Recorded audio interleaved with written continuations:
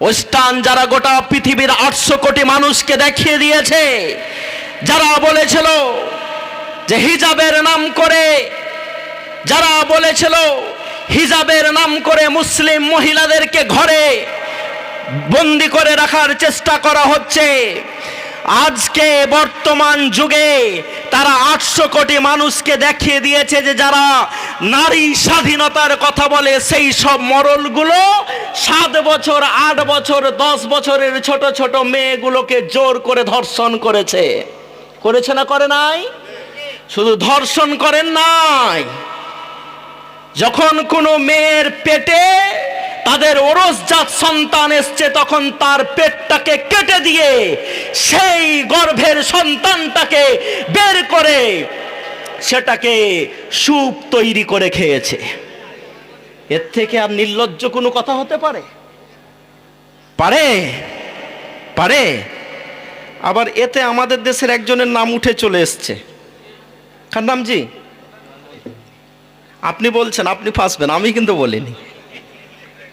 হ্যাঁ, যে নিজের বইয়ের হলো না সে হয় অন্য কারো আরো।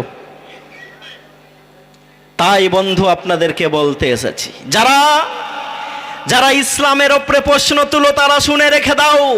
ওয়াইজাল মাউদাতু সুইলাত বিআইয়ি যামবিন কুতিলাত, যখন জ্যান্ত পুঁতে দেওয়া মেয়েগুলোকে জিজ্ঞেস করা হবে বলো তো কি জন্য তোমাদেরকে হত্যা করা হয়েছিল।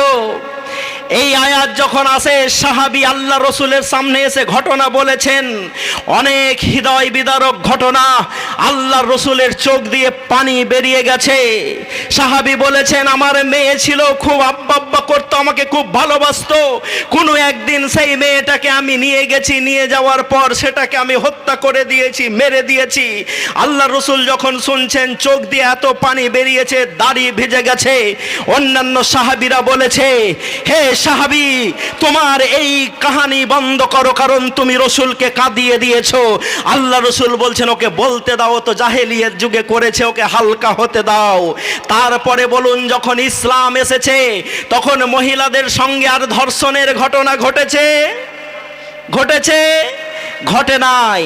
বরঞ্চ কোনো বড় ঘরের বড় পোস্টের মুসলমানের ছেলে হোক, ভাই হোক, যদি কোনো মহিলার দিকে তাকিয়েছে বা তার সঙ্গে খারাপ কাজ করেছে তাহলে তারও পানিশমেন্ট হয়েছে না হয় নাই?